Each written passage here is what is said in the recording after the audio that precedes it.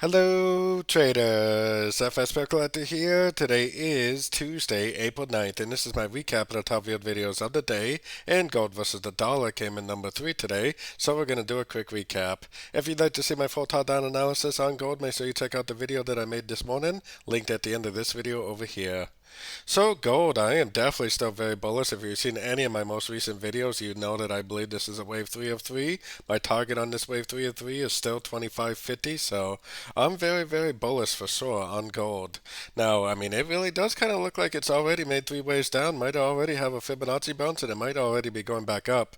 Now, we do have to remember that tomorrow is CPI news for the US dollar, and that's going to affect gold in a pretty big way. I actually hope what happens is that this move up makes a lower high and then it actually does end up drifting down more prior to tomorrow's news. If that's the case, that would make up for a really clear end of a correction entry to go long for tomorrow's CPI inflation data.